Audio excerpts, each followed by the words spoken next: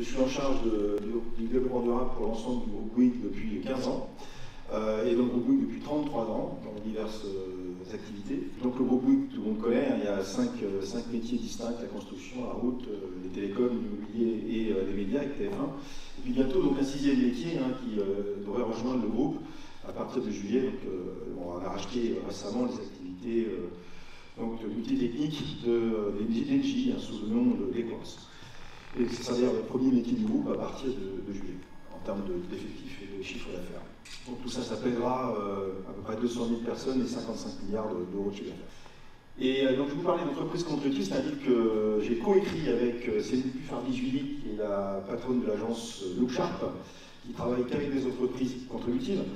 Et on a eu l'idée de d'écrire ce livre il y a 5 ans. Alors, on n'écrit pas un livre comme ça, on a essayé de le documenter beaucoup, en s'appuyant sur des exemples concrets, non pas de start-up contributives, mais de vraies entreprises qui gagnent de l'argent, pas par des défauts successifs, mais parce qu'elles arrivent à satisfaire leurs clients tout en étant exemplaires d'un point de vue environnemental et social, contributives nettes d'externalités positives. Et on s'est dit, il y a beaucoup de livres qui avaient été écrits sur le comment, enfin sur le pourquoi plus exactement, mais pas sur le comment. Donc on s'est dit, on va écrire l'un des premiers, voire le premier, sur le comment mettre en place une démarche de transformation pour réduire les impacts négatifs. Et donc on s'appuie sur beaucoup d'exemples, notamment le chapitre 3. Et ce livre, donc, qui en a sa 5e réimpression, est beaucoup acheté par les entreprises, forcément, parce que ça les aide à se transformer durablement. C'est ce que j'essaie d'appliquer tous les jours auprès des 1200 business units du groupe Bouygues. Alors, l'objectif de l'entreprise contributive, c'est pas compliqué. L'objectif de la vie, déjà, c'est d'essayer qu'on soit tous le plus heureux possible entre notre naissance et notre mort. C'est ça, réussir sa vie, a priori. Et on s'aperçoit que les fondamentaux du bonheur, si vous vous rappelez la chanson de Alain Souchon, c'est surtout que des choses pas très commerciales en réalité. C'est bien manger, avoir des relations sociales, faire des câlins, etc. Bon, tout ça, c'est pas très commercial. Et en fait, on nous a fait croire pendant très très longtemps que finalement d'être heureux, c'était consommer. Et consommer aujourd'hui, ça veut dire consumer la planète. Et on arrive aux limites planétaires. Donc on ne peut plus continuer de vendre ce type de rêve. Donc de toute façon, ça va pas pouvoir continuer très très longtemps comme ça. Vu que de toute façon, qu'on le veuille ou non, on arrive à la fin de cette civilisation extractiviste de thermo-industriels qui nous a apporté un confort matériel extraordinaire, enfin pour une partie de l'humanité, mais qui dans le même temps a détruit tout simplement une grande partie des écosystèmes nécessaires à la vie. Donc on ne peut plus continuer comme ça. Les scientifiques du GIEC nous s'époumonnent depuis 40 ans à nous le dire, mais maintenant il nous reste très très peu de temps pour agir. Alors, avant, pour les entreprises, c'était pas compliqué de créer de la valeur matérielle et de la richesse pour les actionnaires et puis pour les collaborateurs, la supply chain. Il suffisait de polluer toujours plus, parce que plus vous polluez, plus vous gagnez de l'argent. Et alors, les entreprises qui sont les plus sales sont celles qui gagnent le plus d'argent. Vous allez voir pourquoi. Parce qu'en fait, dans les comptes de résultats, on compte ce que l'on gagne, mais on compte jamais ce que l'on doit. Et ce que l'on doit à qui? À la nature, parce que le business, c'est ni plus ni moins que des matières premières transformées avec de l'énergie et des machines. Et comme les matières premières comptent pour zéro, sont gratuites les matières premières, l'extraction coûte un peu, mais la matière première en tant que telle coûte zéro, eh bien on n'a pas mis en place des systèmes comptables qui permettent de préserver au coût de maintien les ressources qui sont nécessaires au business. Donc dans un compte de résultat, les provisions pour reconstituer les stocks de matières premières naturelles, eh bien ça n'existe pas. Donc c'est facile de gagner de l'argent, comme on ne se paye pas la totalité de ses charges. C'est ça en fait le business aujourd'hui. Donc il va falloir qu'on change ça, on n'a pas le choix, donc il va falloir tout changer la façon de créer la valeur bien sûr, et puis changer la façon de compter la valeur aussi. Donc on va le voir dans la suite de l'exposé. Alors quand on a regardé des entreprises qui avaient compris qu'on ne pouvait pas continuer comme avant, on s'est aperçu finalement que quel que soit leur secteur, le secteur du textile, du BTP, de l'agroalimentaire, en fait elles suivaient tout à peu près le même chemin. Le premier chemin c'est pas la main invisible du marché qui a raison, parce qu'aujourd'hui, 99% des boîtes, lorsqu'ils lancent un service ou un produit sur le marché, ils étudient le marché, ils regardent comment se situe la concurrence, comment on va pouvoir se différencier, etc. Et on ne se préoccupe pas du tout, enfin ces entreprises ne se préoccupent pas du tout s'il y aura assez de matières premières, s'il y aura assez de ressources pour fabriquer les produits qui sont prévus. Ça c'est vraiment la plus importante des choses tertiaires. Et on verra bien, on achètera plus loin, s'il n'y a pas là, on achètera plus loin, on trouvera toujours une solution. Sauf que, bien sûr, vous avez compris, on a passé le pic d'extraction pour la totalité des métaux, qui sont pour beaucoup au stade critique aujourd'hui. Moi j'ai commencé à travailler chez Bouygues, la tonne de cuivre était à 89 francs à l'époque, la tonne. On est à 9 000 $ aujourd'hui. Et les taux de concentration des mines de cuivre, qui étaient à 3,5 g la tonne, aujourd'hui on est à 0,6 g, 0,7 g. Donc il faut remuer 3 fois plus de terre pour récupérer la même quantité. Donc on voit bien que pour faire du business, on a besoin de matières premières et que ces matières premières sont de plus en plus rares et donc chères à aller chercher. Et on le voit aujourd'hui, avec la guerre en Ukraine a accéléré un peu tout ça, mais on voit bien qu'on est sur une tendance tendancielle, sur d'augmentation du prix des matières premières. Parce qu'il y en a moins tout simplement et on est de plus en plus à en vouloir. Donc on est en train de travailler avec le Shift Project, présidé par Jean Comici, sur un nouveau modèle qui va nous permettre donc de réaliser les plans d'affaires, les business plans, les fameux plans à 3 ans, à 4 ans, à 10 ans des entreprises, non pas par rapport au marché, mais par rapport aux contraintes physiques, par rapport aux flux physiques, par rapport à ce qu'on a le droit d'émettre comme pollution, comme CO2, etc. Donc c'est plus du tout les mêmes données d'entrée de la conception de la stratégie, ça n'a rien à voir. Hein. On partait d'un monde infini, et là maintenant on va partir d'un monde fini. Et donc ça va bien sûr changer notablement la façon de créer la valeur derrière. Pour ça, ça va nécessiter bien sûr de revoir un concert.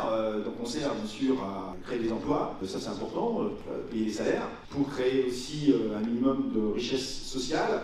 Mais ça ne peut pas suffire. Pendant très très longtemps, les entreprises considéraient, bah oui, je paye les impôts, je gagne de l'argent, je redistribue à mes actionnaires, je peux me permettre de polluer un petit peu parce que c'est quand même... Donc l'environnement a toujours été la variable d'ajustement des entreprises.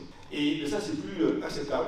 C'est plus acceptable parce que, à force de considérer l'environnement comme une variable d'ajustement, ben, on est arrivé à un point où il y a plus de plastique dans les océans que de poissons, qu'on est à 420 ppm de CO2 dans l'atmosphère, que le cycle de l'eau est perturbé, et que donc les conditions même de la vie sur Terre sont menacées à un horizon d'action temporel de quelques années. Donc, il faut intégrer dans la raison d'être des entreprises, reconsidérer donc, les enjeux sociaux et environnementaux au même niveau que les enjeux financiers. Et ça nécessite de se poser deux questions. Hein. Qu'est-ce qui manquerait à l'humanité si l'entreprise n'existait pas? Donc, quelles sont ses singularités réelles? Quelle est la contribution de l'entreprise au bien commun? Et pas simplement pour l'actionnaire ou pour le client, mais pour le bien commun. Toutes les entreprises ont un rôle à jouer dans la préservation des communs, on appelle ça les communs, ne serait-ce que des écosystèmes. Et puis, pour arriver à faire ça, il faut se poser une deuxième question, c'est qu'est-ce qui irait mieux si mon entreprise n'existait pas? C'est-à-dire qu'en fait, il faut avoir la conscience qu'une entreprise commerciale aujourd'hui produit des externalités négatives si elle ne change pas son modèle d'affaires. Et ces externalités négatives, aujourd'hui, les parties prenantes commencent à considérer que ça suffit. Alors les collaborateurs, déjà, qui ont de moins en moins envie de continuer de travailler, comme disait François, dans des entreprises écocides ou prédatrices, et j'en connais plein. Et puis les clients qui commencent à se réveiller un peu aussi, qui se disent « Oh là là, oui, ça serait bien qu'on commence à acheter dans des entreprises un peu plus responsables ».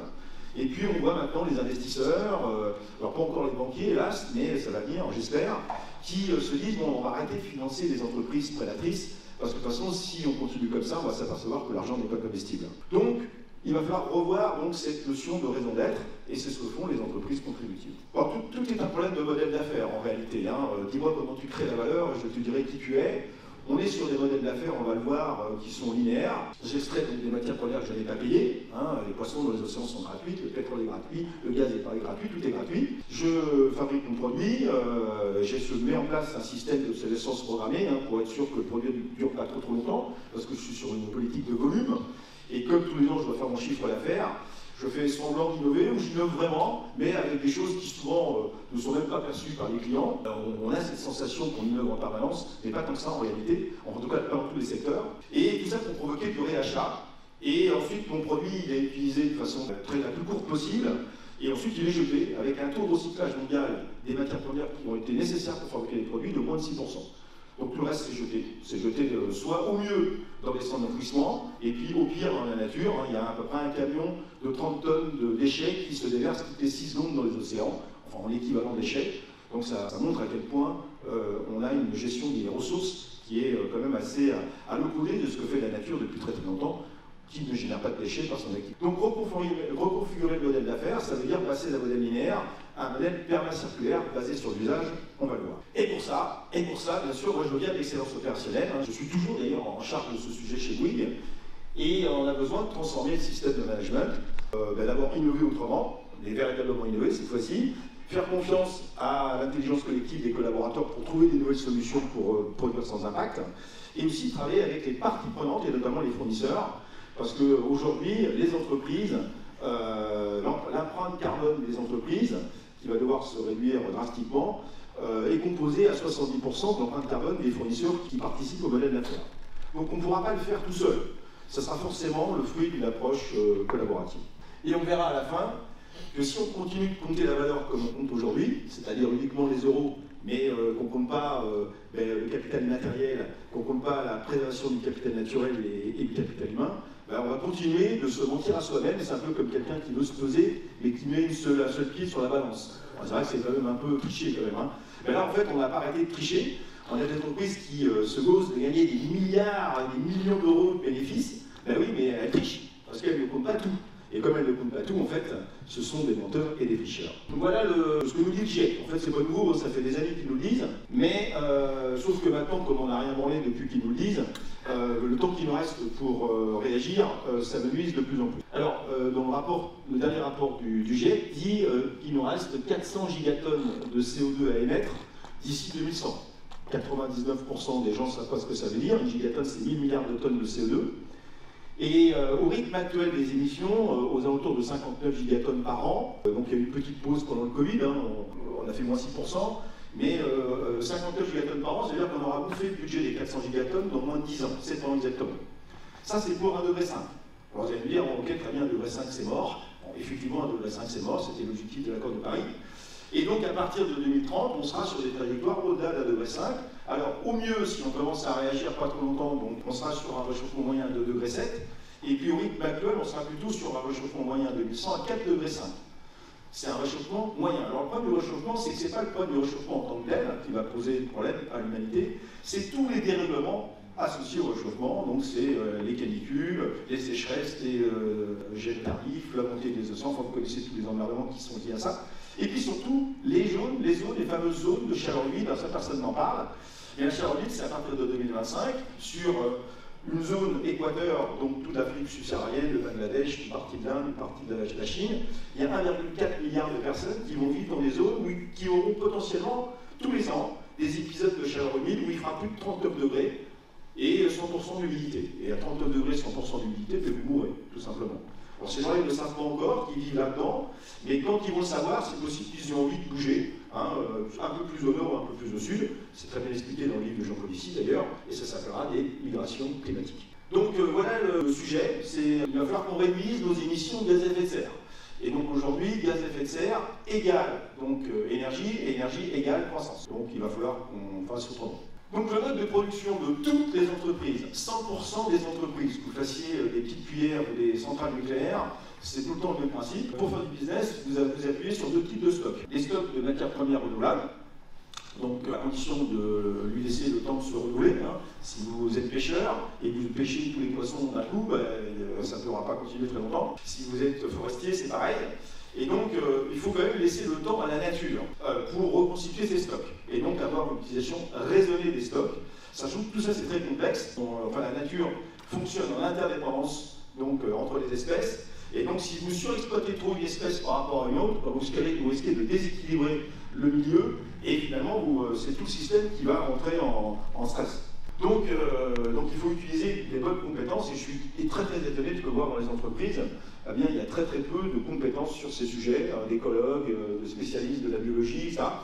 On considère que ça, c'est des gens qui doivent travailler dans le domaine de l'éducation universitaire, alors qu'on a besoin maintenant de plus en plus de ces gens-là dans les entreprises pour comprendre le vivant, tout simplement. Et puis, il y a un autre type de stock, le stock naturel non renouvelable.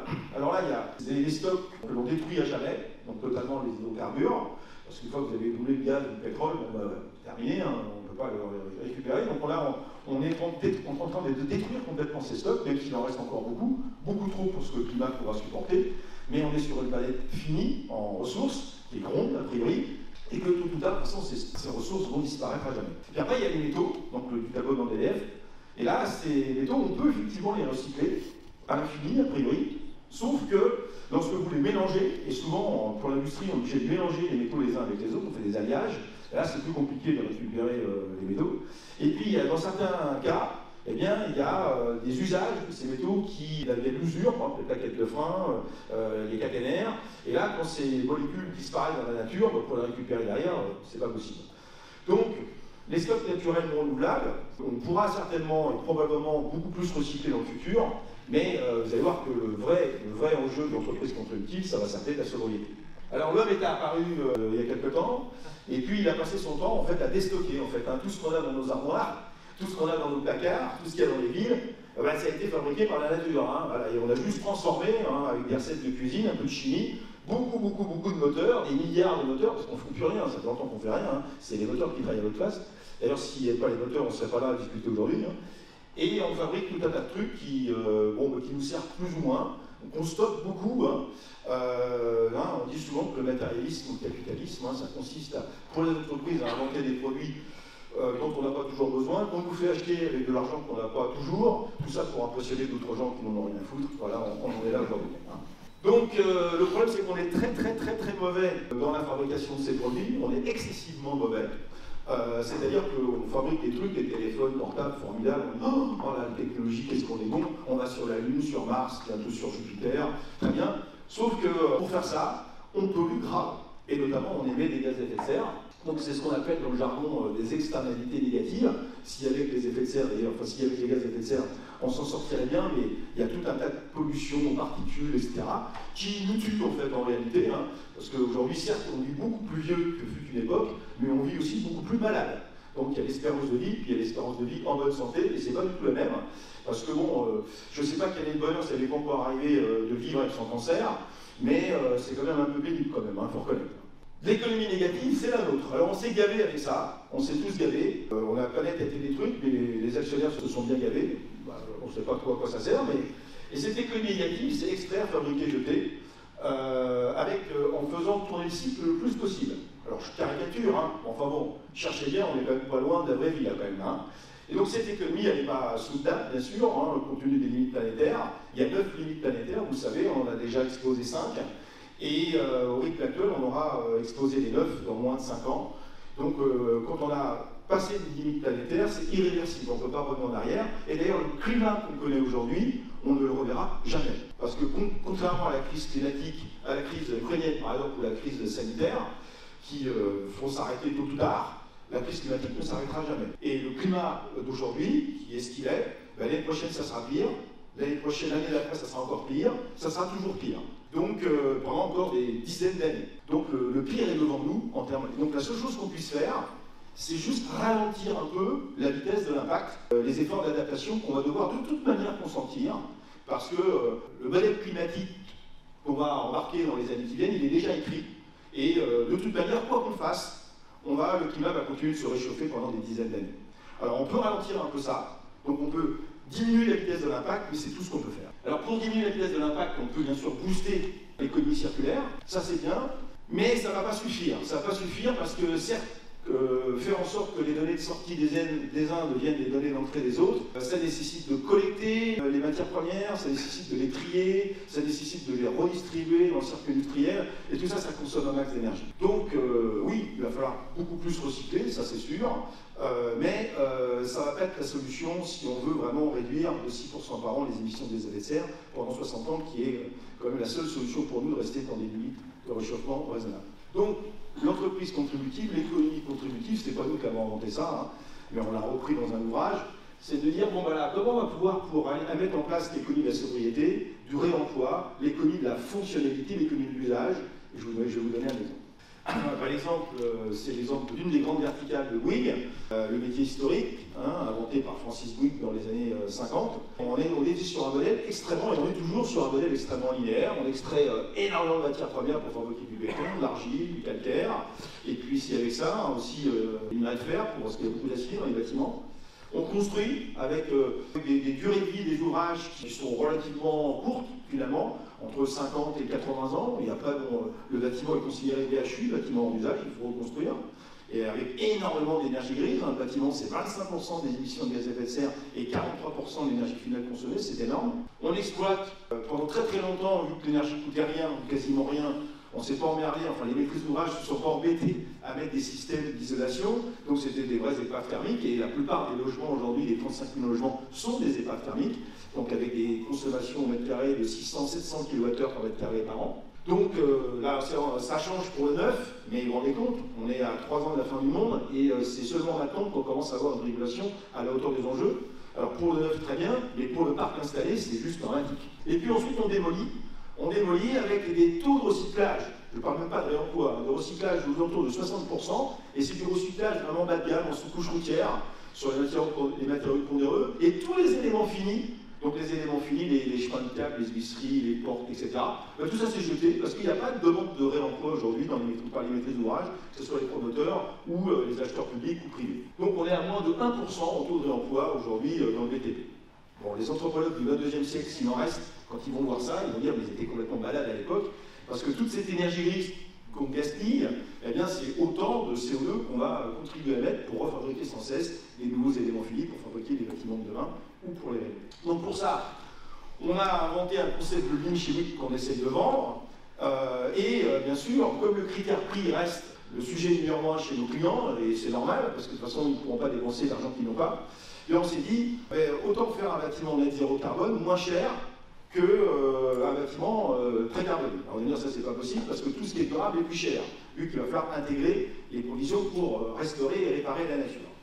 Alors ça on a bien conscience que ce qui est durable est plus cher, et c'est pour ça que ça a du mal à décoller. Hein. Alors on s'est dit, il va falloir qu'on change de modèle d'affaires pour faire du durable, des systèmes rentables pour nos clients. Sous conditions. Alors c'est quoi les conditions? Première condition, c'est l'intensité d'usage, l'hybridation. Nous, on s'est aperçu, on fait 3500 chantiers par an, donc c'est pas rien, dans 100 pays, que nos clients sous-utilisent d'une façon chronique les bâtiments qu'on construit pour eux.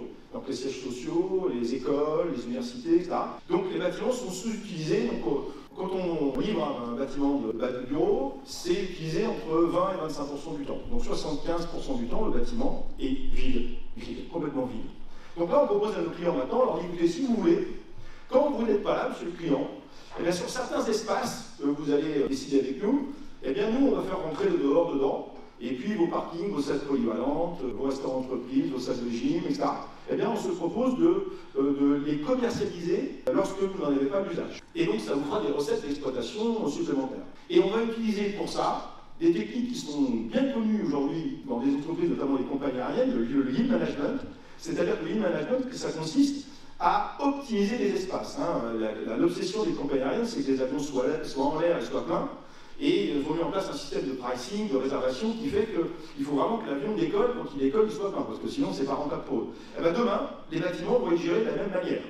Exactement de la même manière. L'obsession du gestionnaire, du community management, ça va faire en sorte que le bâtiment ne ferme jamais. Alors il y a des exemples dans le monde aujourd'hui de bâtiments comme ça, et qui sont bien sûr beaucoup plus rentables, parce qu'au lieu d'amortir les charges sur un seul utilisateur, on va amortir les charges sur beaucoup plus d'utilisateurs. Alors, dire c'est quoi l'intérêt? L'intérêt, c'est que si les bâtiments sont plus utilisés, on aura moins besoin de construire. On va dire, c'est pas l'intérêt Bouygues, ça. Mais en fait, on sait très bien que dans le futur, avec la problématique des terrains, il y a de moins de terrains à construire, la réglementation en France, en Europe, sur les zéro artificialisation nette, donc de toute façon, on ne pourra pas construire sur des terrains qui sont déjà construits. Donc on sait qu'on va pas construire, donc on va beaucoup plus rénover, et puis ça tombe bien, si on a des bâtiments qui sont plus utilisés, il va falloir gérer ça, et c'est pour ça que les courants vont rentrer dans le modèle de Bouygues. Donc tout ce qu'on ne fera pas en construction, on le fera en exploitation, parce que demain, le métier, ça sera surtout de mieux exploiter. Autre chose, bâtiment, banque de matériaux. On s'est dit, mais finalement, quand on achète un bâtiment 100, le déboursé sec de la partie matériaux, c'est 25%. Donc, et ça augmente tout le temps. Et en fin de vie, les matériaux, c'est 0. Donc sur 50 ou 60 ans, tout ce qui constitue, toute la valeur en fait, des matériaux, on passe de 25% de valeur à 0. On se dit, mais comment est-ce possible quoi? Donc là, les ingénieurs de Bouygues se sont dit, on va faire des bâtiments banque de matériaux. Donc tout va être démontable, notamment grâce à la maquette numérique, grâce à la construction en site. On va faire des bâtiments qui, en fin de vie, ou lorsqu'ils seront rénovés, ou reconfigurés, ou quand ils changeront d'usage, on va pouvoir les démonter les éléments finis, pour pouvoir les réajuster, les réimplanter ailleurs, mais surtout conserver la valeur grise, la valeur matérielle de ces éléments constitutifs. Et donc on va pouvoir même dissocier la vente de l'usage du bâtiment fini des matériaux constitutifs. On travaille avec des partenaires là-dessus, de manière à ce qu'on puisse demain investir dans des durées matériaux et faire en sorte que les matériaux puissent durer 2, 3, 5 fois plus longtemps. Et donc, forcément, comme les matériaux, c'est 60% ou 70% de l'empreinte carbone d'un bâtiment, ça va nous permettre de baisser l'empreinte carbone des ouvrages. Donc, bâtiment, banque de matériaux, ça y est, c'est parti, on va le faire et on verra qu'on va être copié là-dessus et c'est très bien. Et ça va être très très bénéfique pour cette industrie du BTP, y compris d'ailleurs pour les éléments du gros œuvre. Les bâtiments, on a inventé il y a 11 ans chez Bouygues le bâtiment énergie positive, c'est nous, donc le bâtiment qui produit plus de flux physique renouvelable qu'il n'en consomme sur un an. Ça y est, ça va généraliser, le photovoltaïque ça ne coûte plus grand chose. On fait du photovoltaïque aujourd'hui intégré bâti, ça ne se voit pas, et c'est joli, et ça permet de produire de l'électricité. Donc maintenant la loi autorise que les bâtiments autoconsomment l'énergie qu'ils produisent, donc c'est très bien, avec l'augmentation du coût de l'énergie, ça va être très très rentable d'être en autoconsommation. Le fait d'autoproduire son énergie, quand on n'en a pas besoin, on va pouvoir revendre en fait cette énergie excédentaire à ses voisins, 1 centime moins cher que ce que le voisin aurait acheté à l'opérateur. Et là c'est très intéressant. C'est très intéressant parce que ça permet d'avoir un bâtiment qui va devenir producteur net de flux physique et donc récupérer les recettes associées. Vous le savez, dans moins de 10 ans, les voitures thermiques auront disparu. C'est plutôt une bonne chose pour la qualité de l'air notamment, et aussi bien sûr pour les émissions de CO2 associées. Alors c'est valable ce genre de choses dans les pays qui ont une énergie décarbonée, c'est le cas de la France, donc tant mieux pour nous. Et les bâtiments vont devenir providers d'énergie pour ces véhicules électriques, parce que autant on fait le plein aujourd'hui dans une station-service, demain on fera le plein dans un bâtiment, avec des voitures qui sont dans des parkings. Mais les parkings vont devenir des centres de profit, parce que c'est faux de croire, de laisser croire qu'on va remplacer le parc thermique par des parcs électriques au même niveau de volume de véhicules. C'est pas vrai du tout. Il y en aura beaucoup moins de véhicules, et les véhicules sont auto-partagés. Aujourd'hui, le taux d'usage c'est 4%, et donc ça veut dire que 96% du temps, les voitures sont ventouses, elles ne servent à rien. Et ça coûte trop cher à l'humanité, et donc on va avoir de plus en plus de voitures partagées. Et donc, on aura des parkings avec des hubs de mobilité partagés, alimentés directement en compte continu par les bâtiments. Et bien sûr, ça va être un nouveau métier aussi, une nouvelle activité, de gérer en fait ces parkings comme étant des hubs de mobilité. Et on va pouvoir passer d'un parking à l'autre. C'est un peu de l'autolibre privé ou public, où on ne prendra plus d'espace sur l'espace public, parce que c'est quand même chiant d'avoir des voitures ventouses dans les villes. Il faut laisser dans les villes des systèmes de transport et donc de faire cohabiter les différents systèmes de transport, et les parkings vont servir à ça. Et enfin, sur la haute qualité d'usage, là aussi, les bâtiments vont devenir de plus en plus serviciels et vont apporter des services différents et divers à leurs utilisateurs pour gérer ce qu'on appelle la démobilité. Le kilowattheure le moins cher, c'est celui qu'on ne produit pas, le kilomètre le moins cher, c'est celui qu'on ne parcourt pas. Et donc on a tout intérêt demain, grâce au numérique notamment, à faire en sorte que les gens bougent le moins possible pour éviter bien sûr les transports qui sont aujourd'hui les plus carbonés dans toutes les industries, à 99% de transport est carboné. Donc vous allez me dire, oui ces bâtiments vont coûter un peu plus cher, mais comme il va y avoir des recettes associées, des recettes d'usage, des recettes sur les matériaux, des recettes sur les flux physiques, eh bien le ratio coût du bâtiment plus les recettes fera que ce sera rentable d'habiter ou d'utiliser ce type d'ouvrage. Alors le système de management, en fait on s'est aperçu, et c'est pas nouveau, que toutes les solutions sont dans la tête de nos collaborateurs dès lors qu'ils ont compris pourquoi. Alors pourquoi c'est pas compliqué, pourquoi il faut rester en vie, donc il y a deux façons de rester en vie. C'est continuer de satisfaire ses clients, donc il faut faire du durable moins cher ou du durable avec des nouveaux modèles économiques. Et le deuxième pourquoi, c'est il faut participer au travers de l'activité commerciale à la sauvegarde de la planète. Parce que de toute façon, si on ne le fait pas, il n'y aura plus de business. Parce que tous ceux qui pensent qu'on va pouvoir continuer de faire du business sur une planète qui va devenir une étuve, sont soit fous, soit inconscients, soit les deux, ou cyniques, ou menteurs, enfin on peut tout imaginer. Donc il est important d'être lucide là-dessus. Il reste très peu de temps, le GIEC dit 3 ans pour arriver au pic des émissions, ensuite commencer la grande descente de 6% par an, 6% par an pendant 60 ans. Je ne sais pas si vous voyez un petit peu l'effort de guerre qu'il va falloir faire.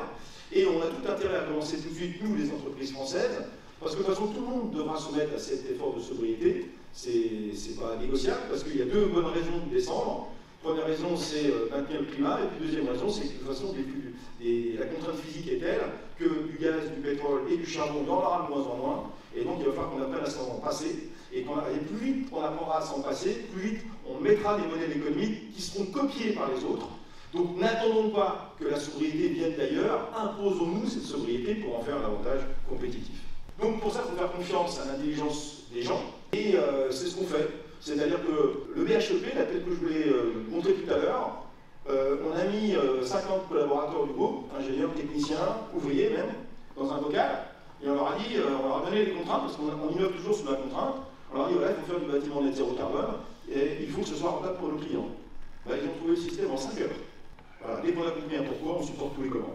Donc il faut passer de l'intuition à l'action sans s'arrêter à la réflexion, parce que si vous arrêtez à la réflexion, oula, là il y a toujours un juriste, un financier qui dit c'est pas possible, on n'y arrivera jamais, etc. Donc il faut expérimenter, faire l'époque. On va se tromper, c'est sûr, mais l'heure est à l'apprentissage par l'action, hein, pas l'apprentissage par on va lancer une étude, on va prendre des consultants, on va réfléchir longtemps, puis il ne va rien se passer. Non, vu le temps qu'il nous reste, il est important d'expérimenter vite et vite. Et puis arrêtez de s'occuper de ce qui pourrait arriver. Parce que quand je vois qu'on est dans une culture du zéro risque, hein, dans nos entreprises, voilà, on a peur de tout, là, et alors que finalement le vrai risque, c'est juste que la planète disparaisse, bon, il est important de remettre la bonne hiérarchie des risques aujourd'hui. Hein. Et puis enfin, on ne pourra pas progresser sans méthode, et c'est pour ça que le lien avec l'excellence opérationnelle me paraît évident. Le gros avantage de l'excellence opérationnelle, c'est qu'il y a des méthodes derrière, des méthodes dites d'amélioration. Une fois que vous aurez trouvé un process qui est mieux d'un point de vue carbone, biodiversité, etc., eh bien là aussi on peut l'optimiser. Et on l'optimisera avec quoi? Avec les méthodes de l'excellence opérationnelle. Donc le système de management, ça veut dire continuer de combler les clients en apportant toujours des produits qui satisfont leurs besoins, mais en satisfaisant en même temps le bien commun. Donc c'est ça qui est important. Il ne peut pas y avoir de clients satisfaits demain si on ne participe pas à la préservation des communs. On ne pourra le faire qu'en boostant l'intelligence collaborative au-delà des collaborateurs d'entreprise, et notamment la supply chain qui participe à la création de valeur, bien sûr, des entreprises. Et on aura besoin aussi de promouvoir beaucoup plus la diversité dans nos entreprises, toute diversité de diplômes, de genres, de sectes, de tout ce que vous voulez. Il n'y a pas assez de diversité, ou en tout cas pas suffisamment bien réalisée dans les entreprises, donc il faut qu'on continue de le promouvoir, parce qu'en fait c'est une richesse pour trouver des nouvelles solutions. Alors pour terminer, sur la valorisation des matériels, je vais vous passer un petit film, vous allez voir, c'est marrant, enfin c'est marrant, je ne sais pas, mais ça montre l'ineptie en fait de notre système comptable. Si tu peux lancer le film, il suffit juste de lire les sous-titres.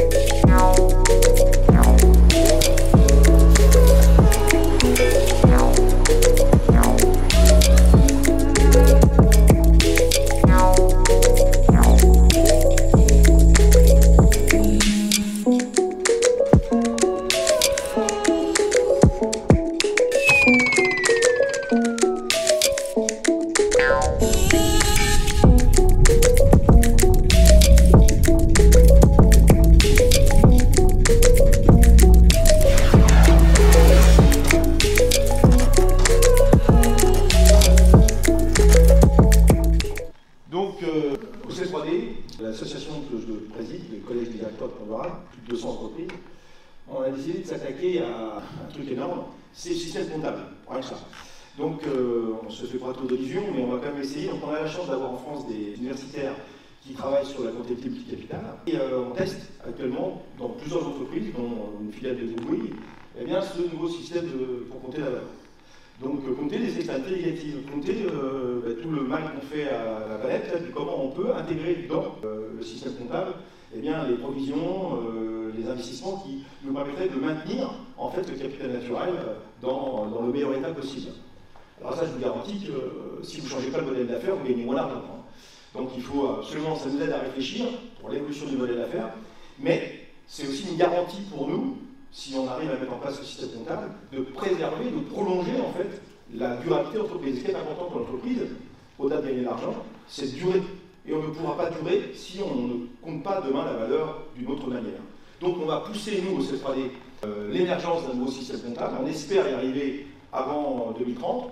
Donc vous savez qu'on va passer à la CSRD bientôt, là. C'est déjà l'embryon de ce genre de choses, avec la double matérialité. Mais on voudrait aller encore plus loin et faire en sorte que la France pousse à ce que les entreprises puissent adopter le plus vite possible un nouveau système de comptabilité multicapital pour qu'enfin on ait la vérité des coûts et qu'on ait en fait la vérité des entreprises véritablement les plus performantes. Et vous allez voir qu'à ce jeu-là, c'est pas sûr que celles qui gagnent le plus d'argent aujourd'hui sont celles qui en gagneront plus demain. Alors, pour ça, donc, il faut qu'on valorise donc, ce qu'on appelle l'immatériel. On sait très bien qu'une tête solide, on sait très bien que côté liquide dans les entreprises. D'ailleurs, moins l'entreprise gagne de l'argent, plus on met de gens pour le compter, souvent. Mais bon, ça ne fait pas gagner plus d'argent, ça. Par contre, tout le capital partenaire, le capital de savoir, le capital des marques, le capital sociétal, le capital naturel, ça, on a très peu de KPI qui permettent de monitorer ça, alors que c'est ça l'essentiel de la création de valeur d'une boîte, c'est de fabriquer ce qu'on appelle le gaz, de fabriquer de l'immatériel. Donc, parce qu'en face, on a des dettes. On a des dettes qu'on ne rembourse jamais. Donc, les fonds propres, oui, d'accord, mais par contre, les dettes partenaires, les dettes environnementales et sociétales, on ne les rembourse pas. Et comme on ne les rembourse pas, on en arrive à la situation d'aujourd'hui, à force de contracter des dettes qu'on ne rembourse pas, la planète se venge, et in fine, c'est elle qui va gagner, c'est pas demain. Donc, si vous voulez en savoir plus sur le rôle de l'excellence opérationnelle dans l'entreprise contributive, sur la façon de reconfigurer les modèles d'affaires, sur la façon d'expliquer ça à votre management, à votre conseil d'administration, comment embarquer les collaborateurs, comment embarquer la supply chain, achetez le livre et tout est plan. Je vous conseille d'en lire d'autres, notamment effectivement la bande dessinée de Jean Covici, Un monde sans fin, Le bonheur était pour demain, de Philippe Lewis, Tout peut s'effondrer, de Pablo Sermi, enfin il y en a plein. Il y a quand même une belle littérature en France sur ces sujets, il y a des super podcasts également, notamment Le sens et l'action, si vous n'avez pas le temps de lire. En tout cas, ce livre-là, où on en est à la 5e réimpression, il fonctionne très bien. Il est ludique, parce qu'en fait, il est écrit avec beaucoup d'humour, ensuite il y a des dessins, tout ça. Le but étant de donner envie aux entrepreneurs. Il y a des boîtes qui l'achètent pour l'ensemble de leurs collaborateurs aujourd'hui. Donc ça c'est bien, je ne citerai pas de nom, mais il y en a plein. Et ça permet en fait de déclencher l'action, parce que vous savez, pour déclencher l'action, il suffit d'une émotion, il suffit d'une phrase, il suffit de peu de choses finalement. Et donc, merci encore à François de m'avoir donné l'occasion de vous parler de ce modèle d'entreprise contributive. Et j'espère que ça vous inspirera.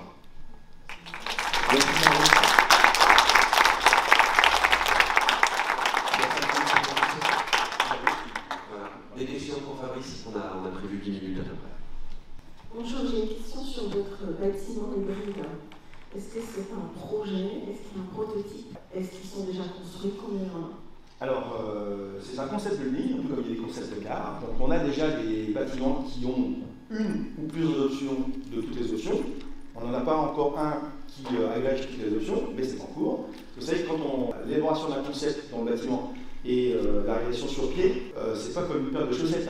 Entre le client, il faut faire le permis de construire, il faut construire le bâtiment, il faut 4-5 ans. Donc ça, c'était inventé en 2017. Il y a eu l'épisode Covid, ça ne vous a pas échappé. Donc on a au moins une cinquantaine de touches, en réalité, de clients qui sont intéressés par ce genre de concept, que ce soit des clients de Linkcity ou de Bouygues Immobilier. On est sûr qu'il va en avoir sur pied dans les toutes prochaines années. Et notamment un très emblématique qui est signé sur l'Ipsolien, ça va se construire. Donc le coup est parti, il n'y aura pas de retour en arrière, et on est persuadé qu'on sera très rapidement capable de démontrer des bâtiments qui embrasseront toutes les options d'entreprise du bâtiment hybride et qui permettent, ces démonstrateurs permettront de démontrer que ce modèle-là est viable et qu'il peut s'imposer partout sur la planète.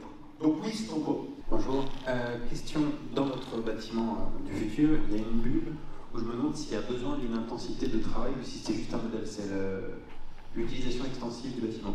Si ça ne nécessite pas d'aménagement particulier, mais juste un esprit de gestion, un type d'offre, à quel point est-ce qu'il ne faudrait pas répondre ce modèle de donner à toute la place, ce qui créerait en même temps le marché, s'il n'y a pas de coût d'entrée? J'ai pas bien compris. C'est que j'étais pas clair. Dans vos 5 bulles, il y en a une qui dit les bâtiments sont utilisés 8 heures par jour en max, tout le reste du temps le bâtiment dort. Or, on pourrait maximiser l'utilisation du bâtiment. Oui.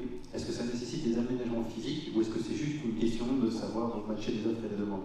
Et si c'est le cas, à quel point il ne faut pas donner le concept à la planète entière? Tout ce que je dis, c'est très copiable. Il n'y a pas de brevet derrière tout ça. C'est effectivement un savoir-faire de gestion pour gérer les types d'usages par type usager. pour éviter les recouvrements, pour avoir le temps de nettoyer entre types d'utilisateurs. Il y a aussi le problème de la porosité des bâtiments. Il y a des zones sur lesquelles le propriétaire principal va dire ici ok, mais là-bas non, parce que y a des problèmes de sécurité, de sûreté. Donc tout paraît simple, expliqué comme ça, arriver dans un bâtiment qui n'a pas été conçu pour ça, c'est pas si simple. Et donc ça nécessite quand même un petit peu d'aménagement technique si on veut que ça fonctionne. Je vous donne un exemple. Nous, on a un siège social au 32 avenue Hoche, pas très loin d'ici. On a un parking de 170 places qui, le soir, est complètement vide. On a un restaurant entreprise qui sert 5 repas par semaine, le reste du temps c'est vide. On réfléchit à éventuellement le transformer en PHED, mais c'est pas si simple, parce que les accès n'ont pas été gérés pour différencier les accès des collaborateurs et des accès de gens qui viendraient de n'importe où. Donc quand ça n'a pas été conçu pour, c'est pas si simple. Donc il y a un petit peu de travail d'aménagement. C'est possible, c'est possible. Mais par contre, quand vous avez un projet de rénovation en dur ou bien sûr un projet neuf, et que vous intégrez ça dans votre cahier des charges, c'est beaucoup plus facile, bien entendu.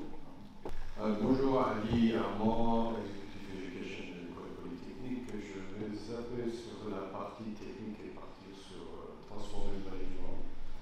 Et vous avez commencé par la confiance, ça nous intéresse beaucoup et je veux savoir comment vous faites pour introduire ces notions de confiance, d'interaction à l'ingénierie.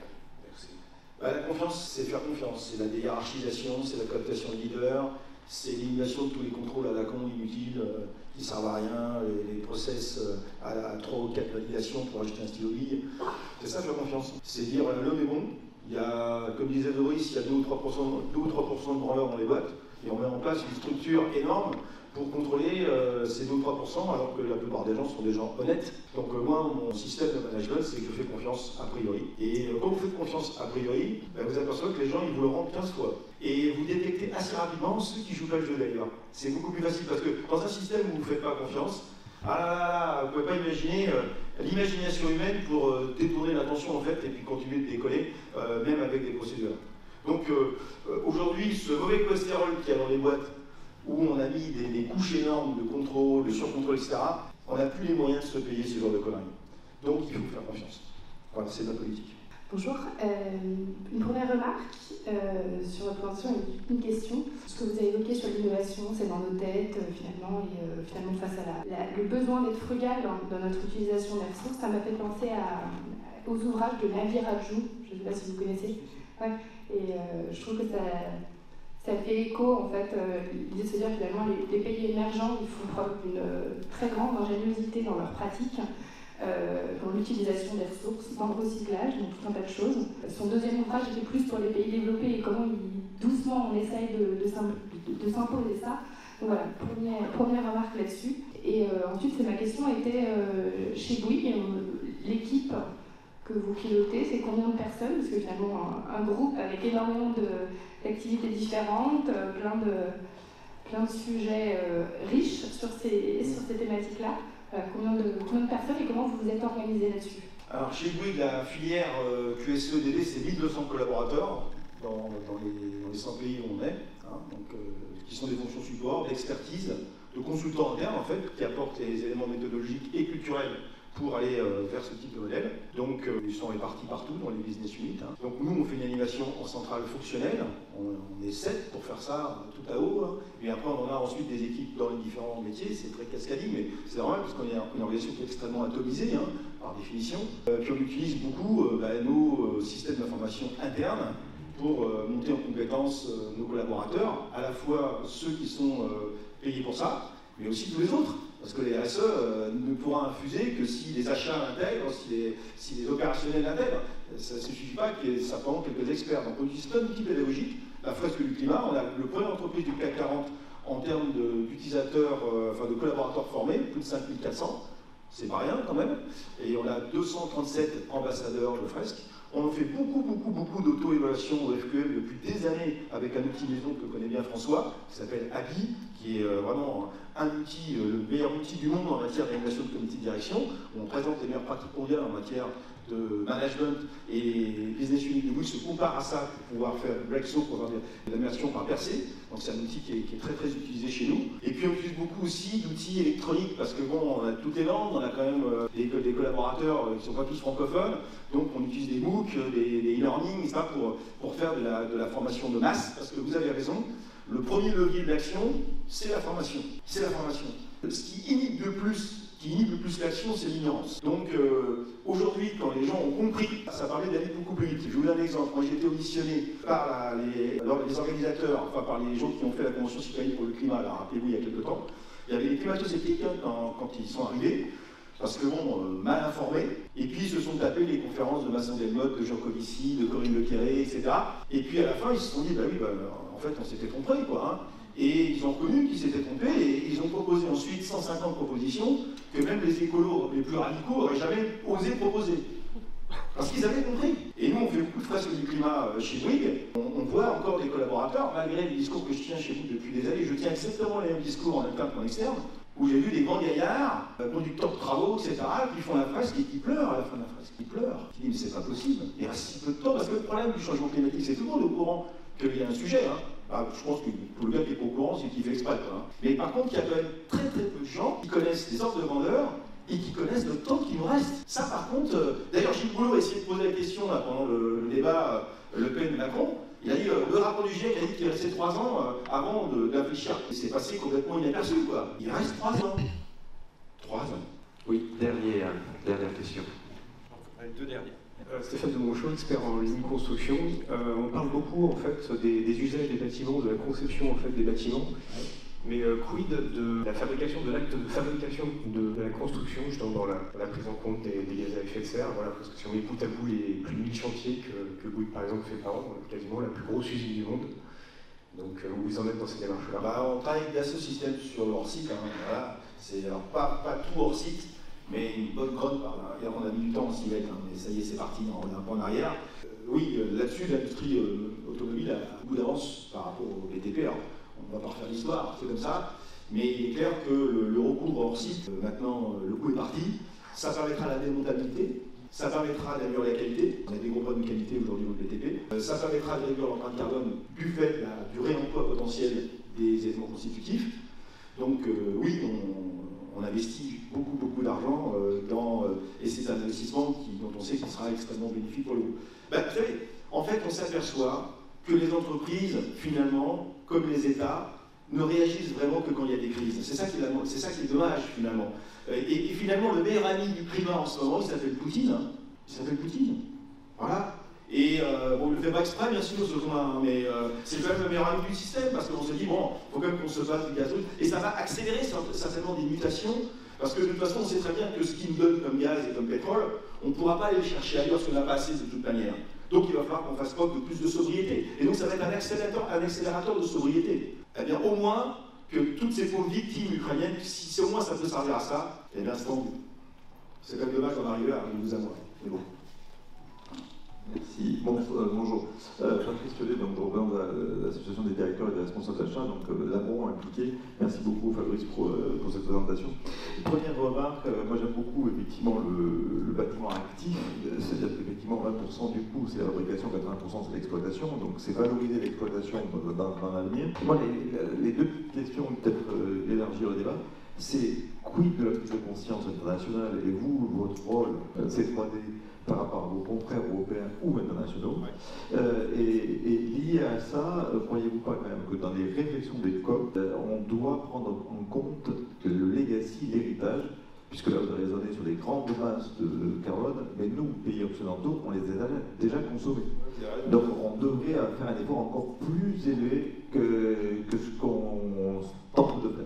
Vous avez complètement raison, et je vois vos paroles. On a entendu des politiques là, pendant la campagne, la France c'est 1% des émissions, qu'est-ce que vous nous emmerdez, etc. Mais en fait, en réalité, en émissions cumulées, la France c'est le 9e pays au monde. 9e pays au monde depuis le début de l'ère industrielle. Donc on est plus que concernés. Donc ceux qui doivent faire le plus d'efforts, c'est les pays riches, enfin dits riches matériellement, ils ne sont pas riches spirituellement, quand on voit ce qu'on regarde, mais c'est nous qui devons faire le plus d'efforts aujourd'hui. Et 10% des plus riches émettent 50% des émissions de gaz à effet de serre. Et donc si on veut que les pays qui n'ont pas accès à l'électricité, à l'assainissement, à l'eau potable, bénéficient d'un certain niveau de croissance matérielle pour accéder à ce niveau de confort matériel qui est, entre guillemets, éthiquement parlant, important, nous, il faut qu'on fasse 2 fois plus d'efforts de réduction. Et donc il faut qu'on arrive à mettre en place un nouveau narratif du vivre ensemble, basé sur la sobriété, la frugalité, travailler peut-être moins, vivre mieux, parce qu'en fait c'est ça qui va se passer, reconsidérer les indicateurs du bonheur finalement, et donc d'avoir plus d'indicateurs que le seul PIB, qui de toute façon va en prendre un coup derrière les oreilles. Donc il va bien falloir qu'on explique d'autres choses aux gens, parce que là, pour l'instant, on est encore sur les ah oui, pouvoir d'achat, travailler plus pour gagner plus. Ils n'ont pas compris ce qui est en train de se passer, ces gens-là. Hein. Donc moins d'énergie qui rentre dans la machine économique, et il va y avoir beaucoup moins d'énergie qui va rentrer dans la machine économique. Donc si on veut pas que ça se transforme en récession, parce que là, ça, c'est pas très fun, il va bien falloir qu'on invente des nouveaux modèles. Et donc on explique aux gens que finalement, moins manger de viande, moins prendre l'avion, habiter dans des logements isolés, resynchroniser au vivant, c'est ça qu'il faut qu'on explique aux gens. Parce que sinon, on va leur mentir tout simplement. Je pense que ça, c'est pas bon de continuer de mentir. Mais après, ce modèle de récession, quand même dans votre modèle de TVM, de building, il y a une migration entre le travail physique de fabrication et quand même le service. Il y a quand même une mutation vers la technologie. C'est pour ça que c'est sympa d'expliquer ton emploi. Alors nous, dans le BTP, pour le coup, on a du pauvre, ça sera pas vrai dans tous les secteurs. Hein. Mais dans le BTP, entre la rénovation, alors ça a été dit par Macron, hein, la rénovation, on va passer 224 000 à rénover par an, logement à 700 000, ça va créer des emplois, hein, forcément. Et il faut compter 40 000 € à peu près en rénovation sérieuse par logement. Donc il y en a pour 30 ans. Hein. Donc là, on est tranquille, il faut qu'on forme. Le mètre carré moyen en France, c'est 80-90 mètres, donc faites le calcul, de 40 000 € divisé par 90. Mais par contre, vous savez, le facteur limitant aujourd'hui, c'est même pas l'argent, c'est les compétences. On n'a pas assez de gens pour faire ça. Dans une pénurie de ressources. Mais de ressources matérielles, mais aussi de ressources en compétences. Parce qu'on a beaucoup formé en fait des professions intellectuelles sympathiques dans nos belles universités, mais pour la transition écologique, ce n'est pas les bonnes compétences. Et donc, nous, aujourd'hui, on refuse des marchés, de rénovation notamment, parce qu'on n'a tout simplement pas les gens pour le faire. C'est quand même fort du café, quoi. Hein. Et pour ça, Martin Williams s'est mis il y a quelques années là-dessus, il faut qu'on mette en place un plan Marshall de la formation professionnelle en France et de revaloriser le travail manuel, ne serait-ce que ça, parce que c'est un très beau métier, qui est technique, qui est très valorisant parce que c'est concret. Et on a besoin aujourd'hui de faire comprendre aux jeunes d'aller vers ces professions qui sont des très belles professions. Merci Fabrice, merci pour cette intervention et pour ces messages importants. Bravo.